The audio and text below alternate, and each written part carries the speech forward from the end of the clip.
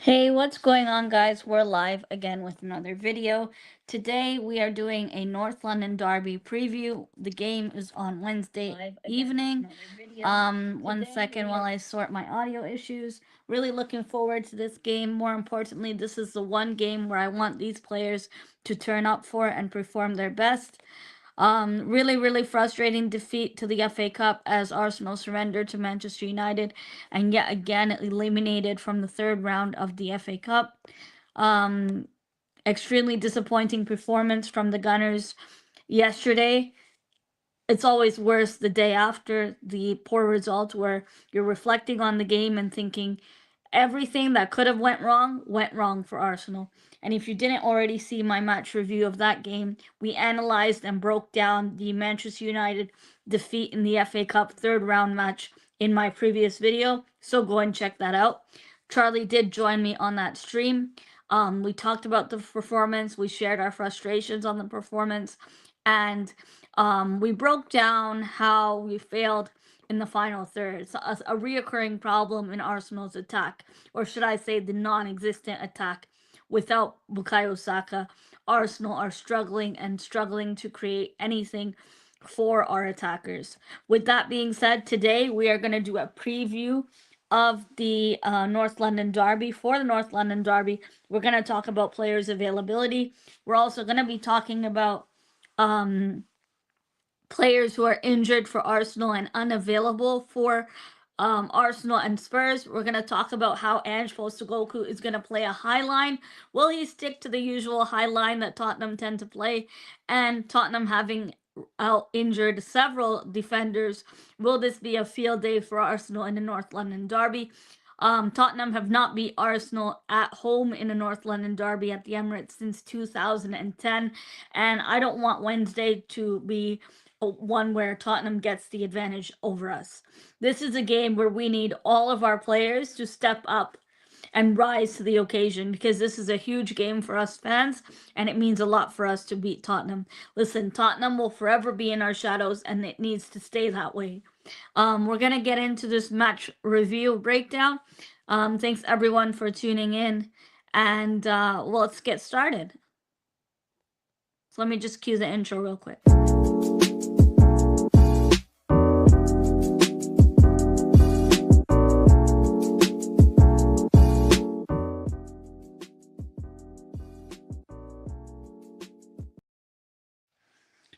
So first and foremost, Arsenal are eliminated at the third round of the FA Cup to Manchester United, surrendering to Ruben Amorim's team on penalties, with Man United having played a backup goalkeeper.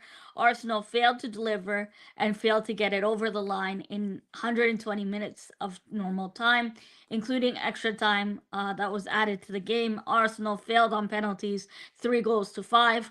We did talk about the game in my previous video, so if you haven't already seen that, do check out my previous match reaction where I broke down Arsenal's performance and failure to do anything in front of goal in the attack in the final third.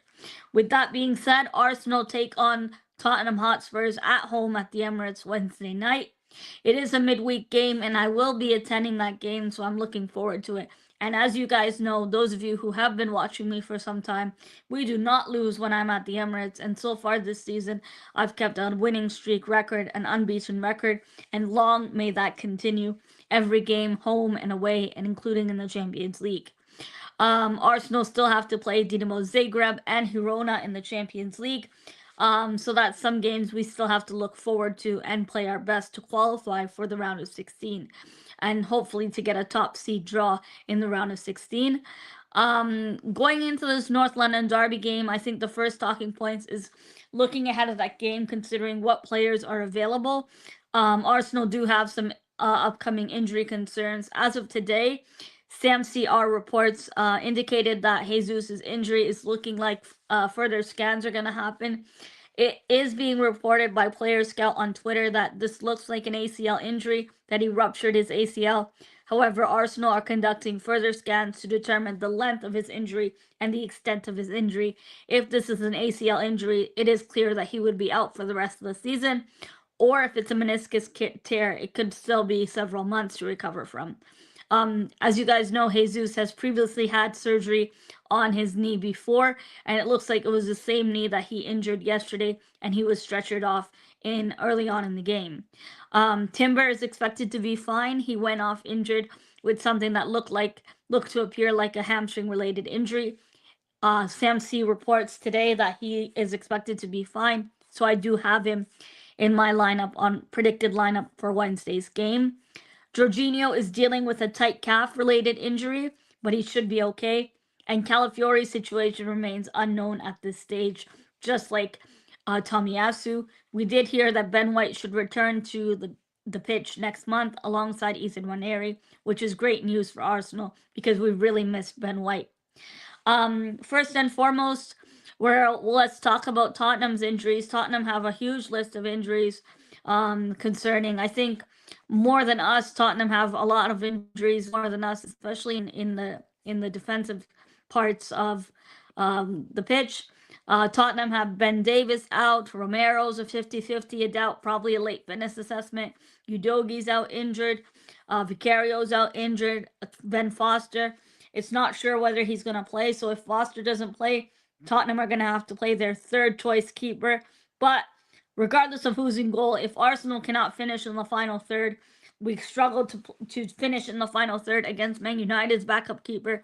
So I think even with us playing Tottenham's third choice keeper, if we're struggling to create and if we're struggling to finish our chances in the final third, it's going to be a long night for us at the Emirates. Hi, William. Hopefully see you on Wednesday. As of now, everything looks smooth with me for work and looks like I could be going to the game on Wednesday. So it'll be nice to catch up with you. Bandolofa podcast says watching Arsenal really isn't fun this year. I heard someone to refer to Mikel's style of football as spreadsheet football. Yeah, a lot of people are referring to Arteta's football as Stoke City, Tony Pulis's football. And I know this season we're not playing pretty football. We're not flying colors, and I'm not going to say we have a lot of injuries because I don't think that's the case, but losing Saka was a huge loss for us. Anyway, I'll continue going on with the Tottenham injury list. It's still a lot more. Udogi's out injured to late February. Foster's out with an illness, so it's unclear whether he'll be available or not. If he's not available, then Tottenham will have to play their third choice keeper. Vicario's out injured, unavailable until March. Richarlison's injured. Van de Ven is injured. Bentancur, you guys saw the horrible injury that happened to Bentancur in the last game. Odeba, the former Burnley player, he's out injured. Tottenham are missing quite a few of their players, but it means nothing if Arsenal don't take their opportunity to charge at them and to break down that defense. I think Tottenham are a lot weaker in defense than they are in attack. Tottenham do have some good attackers. We need to look out for. Some players to look out for would be the likes of Basuma, James Maddison, Son to some extent, and Solanke on his day. I'd even say Kulusevski is someone to look out for. My predicted lineup and how I think Spurs will line up would be the third choice keeper if Foster's unavailable. I do think Foster will play though. So either it's going to be Foster or Kinski, which is their third choice goalkeeper if Foster's unavailable still. Then Jed Spence, who used to be at Forest. Gray, Dragusin, and Poro, a back four.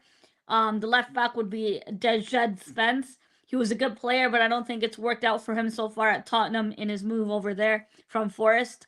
Tottenham's back four is weak, and we can easily charge at them, so I hope Arsenal take that to our advantage. The midfield is where I think the game's really going to be a concern in the midfield and in attack. The midfield three for Tottenham would be Basuma, Maddison, and Sarr. I think that's the strongest midfield they can play based on their player availability. And then the front three would be Son, Solanke down the middle, and Kulusevski on the right wing. Kulusevski is a great player. I really wanted him at Arsenal. I know he was previously in our academy, and he would have been a great signing for us. But of course, he signed for the Spuds. I did talk about players to look out for, and we did talk about Arsenal's injury list. Based on Arsenal's injury list and players' availability is how I'm going to talk about this lineup. In terms of going into the Arsenal lineup for this game, It is clear for me that Arteta got the lineup wrong in the FA Cup match. I do not understand why he went with a midfield of Moreno and Jorginho. I guess the reason for Jorginho playing in midfield and starting the game, playing 90 minutes or so of football, was because if this had gone to penalties, which is what happened, Jorginho would have taken a penalty. But the reality was Jorginho was unfit and too injured that he couldn't even stay on to take the penalties, to take one of the penalties if he was called upon.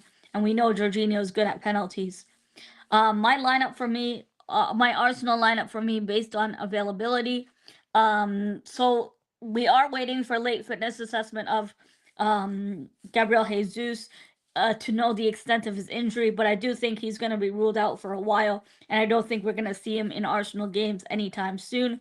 After this North London derby, we play Villa at home, and then we have on the road games at Wolves at Molineux Stadium. Um, my lineup for Arsenal lineup based on player availability. I'm gonna assume that Timber's gonna be walking back into the starting 11. If Timber's not available, then I'd play Lewis Skelly at right back and Tierney at left back. I think when Tierney came on in the game against United, I do think he tried his best, but then again, the team wasn't performing to the levels we need them to collectively. So I'm not going to single out Tierney for his performance or average performance or so I'd say. My Arsenal lineup based on player availability would be Raya in goal, a back four of Timber, um, Saliba, Gabriel, and Lewis Skelly at left back. Listen, Lewis Skelly in the game against Man United, he was one of the players that turned up and had a good performance. He tried to take his man on. He won his duels. He tried to create chances for us. I think Lewis Skelly is a player that's developing. He is still young in academy prospects, still young and gelling into this team. But when he's called upon, I do think he has delivered. And for me, I think he deserves another spot in the starting 11. My midfield three would be Declan Rice, Partey, and Odegaard. This is the strongest midfield Arsenal have. I do not want to hear it of Jorginho and Mikel Merino's shouts. First of all, Jorginho's injured, and we're still waiting to know the extent of his injury because he had tight calf. He had a tight calf. The front three for me, because Jesus is out injured and it's looking like he could have done his ACL or a meniscus tear. This could potentially be worrying for Arsenal as he was just getting into form. We're losing Jesus, who is available in form. So who's going to play now down the middle? For me, I do think Havertz is going to keep his place. Arteta does have his favorites, and just because Havertz, it was a night to forget for him yesterday. But I hope he can turn it around in this North London derby. If one thing, man, after a poor day at the office, you really want to turn it around for the fans and for yourself and for the manager. In that case, I would put Trossard on the left wing, Martinelli right wing, and then Havertz down the middle. I think this is what Arteta would do. I do think, however, I hope Arteta doesn't start Marino in midfield, but I do think Trossard gets a start, especially now that Jesus is injured, and I don't think he would start Raheem Sterling. Hi Zanzi. Trust you are loads better now. I came on late yesterday. I didn't know you'd gone to hospital till I started to rewatch Dan's Pub. Yeah, I wasn't feeling well yesterday, like afternoon. I took a nap after the game, and when I woke up, it felt like I was suffocating. It was hard to breathe because of the cold weather. I have asthma, so it was difficult. I did a stream yesterday, not for long, but Charlie joined me, so we evened out the talking, and I guess we could say we ranted, but a lot more professionally and balanced analysis of the game. Thanks, Zanzi, for asking, and thanks for joining, by the way. William says, need to move the ball faster. That's how we caught out teams over the last 2 seasons, more so the season before last. 100%. And Bandolofo says, the tempo is too slow for me. We need to move the ball much quicker. Upsets me to see fickle football fans, and we have our fair share of these. 100%. You know, the other thing is with Liverpool, you see their players, they hardly get injured. The likes of Van Dijk and Salah, you rarely see them get injured for their club because these Liverpool players, they release the ball quick. They don't hold on to the ball much quickly, so opposition players can't injure them. Trying to get to the ball, I mean. And yesterday we can't even say the refereeing decisions was against us because Dalot was sent off, and we still struggled against 10-man Manchester United and a backup goalkeeper for Man United, Bayender, who deserves a lot of credit. With Tottenham's high line that with Tottenham's high line that Ange Postecoglou will play, I do think that Arsenal needs players to make runs in behind, and maybe we could use Sterling coming off the bench now that we don't really have bench coverage or bench fodder. And it doesn't look like Arsenal are gonna be signing anyone this January window. I do think the rumors of us being linked to Vlahovic is just like us being linked to Higuain in the past, or being linked to um, players like the guy from Napoli before, Osimhen. I don't think these are real. I think these are clickbait articles, and you're going to see a lot of that throughout this transfer window because everybody and their grandma knows Arsenal are desperate to strengthen their attack, except I don't think we will do so. Bandalofa says, good to see Arsenal fans on a global platform. Where are you guys? I'm from Canada, Toronto, Canada, but I travel a lot to the UK to games. I have a lot of family there who support Arsenal as well. Um, and with Tottenham's weak defense, I really hope that we can charge at them, break down their defense, and easily cut through. The only thing is that's concerning is Tottenham do have a better attack than us, based on players' availability, is what I'm gonna say. Because Arsenal's attack right now is reeking and really needs life support, and I don't think we're gonna get that this window. Zanzi says, with Tottenham's high line, we need pace up front 100%. We need players to make runs in from behind. And if Sterling or someone like Trossard could do that, it would be massive assistance for us. Guys, my score prediction for this North London derby, I do think Arsenal are going to get the win. Tottenham tend to do better in a North London derby at their ground versus at the Emirates. They've not beat us at the Emirates since 2010, and I don't want Wednesday to be a new record for them to beat us. So I'm going for a 2-1 Arsenal win. I do think that Tottenham are going to score a goal, whether it be Madison or whether it be Son himself getting a jammy penalty. There's no longer a Harry Kane to worry about. But I do think Arsenal will rise on top and turn it around. This is massive for the fans. A North London derby has so much pride on the line and has always been a big game. When the fixtures come out at the start of the season, I'm always looking for two fixtures. When we played North London Derby Tottenham and when we played Chelsea, because those two games for me are a lot of pride, even when we play Manchester United. So I really hope these players, especially the ones that failed to turn up and look like a shadow of themselves yesterday, turn up and truly play for the badge on Wednesday.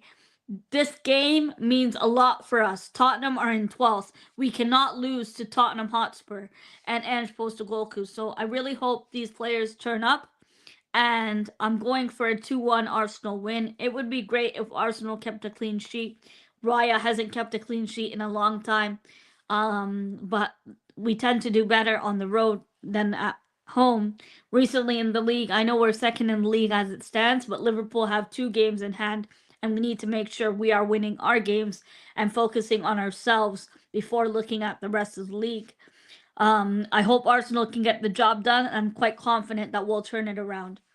William says 1-0 to the Arsenal for me. A classic 1-0 to the Arsenal. You can never go wrong with that. And I hope if that's true, I'd love a clean sheet against these Spurs. Zanzi says Trossard left wing, Sterling down the middle, Martinelli right wing, Havertz and Odegaard in midfield ahead of Rice. Back four, Lewis Skelly, Gabby, Saliba, Timber, and Ryan goal. We have the same defense, but our midfield is different. You put Kai in midfield, which is interesting.